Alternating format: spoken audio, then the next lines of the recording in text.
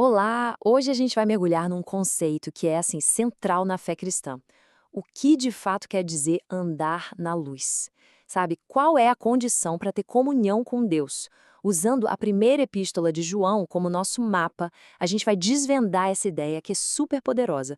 E para essa nossa conversa, a gente vai se basear diretamente nesta lição aqui, que vai ser o nosso roteiro para a gente entender as camadas desse tema. Então, vamos lá. Olha, esse versículo é basicamente o coração de toda a nossa análise. Ele coloca uma relação de causa e efeito, né? Se andarmos na luz, então temos comunhão e purificação. Mas o que isso significa na vida real, no dia a dia?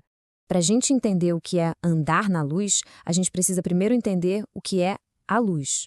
E o ponto de partida para isso é a natureza de Deus, que não muda. E o texto faz questão de deixar claro, isso não é só uma metáfora bonita, uma poesia. Não. É uma afirmação teológica definitiva sobre quem Deus é. É um padrão absoluto, sem nenhuma sombra, sem nenhuma variação. O interessante aqui é como esse conceito de luz se desdobra em duas coisas. Primeiro, fala da pureza moral absoluta de Deus, sabe? A santidade perfeita dele. E segundo, significa a verdade revelada. A ideia de que Deus é a fonte de toda clareza, o exato oposto da escuridão da ignorância ou do engano.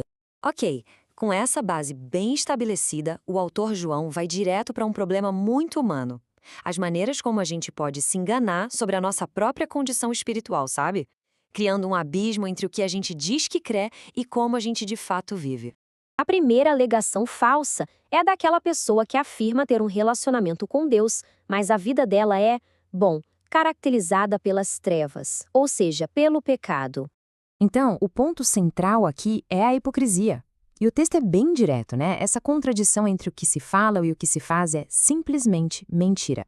Não tem como conciliar uma vida nas trevas com comunhão com Deus, que é pura luz. Agora, a segunda alegação falsa muda um pouco o foco. Não é mais sobre a hipocrisia das nossas ações, mas sobre um engano a respeito da nossa própria natureza. Aqui o problema é o auto-engano. É uma mentira que a gente conta para si mesmo, se convencendo de uma pureza que, segundo o texto, a gente simplesmente não tem. Negar que o pecado existe em nós é, nas palavras do autor, se enganar. A terceira alegação é de longe a mais séria de todas. Ela vai além da hipocrisia e do auto-engano. Aqui, a gente entra no campo de contradizer diretamente o próprio Deus. Isso aqui é muito profundo. Dizer eu não pequei não é só uma autoavaliação errada. É, na prática, chamar Deus de mentiroso, porque a Escritura inteira fala sobre a condição da humanidade. É como se o nosso julgamento pessoal estivesse acima da palavra de Deus. Ok, depois de entender os problemas, vamos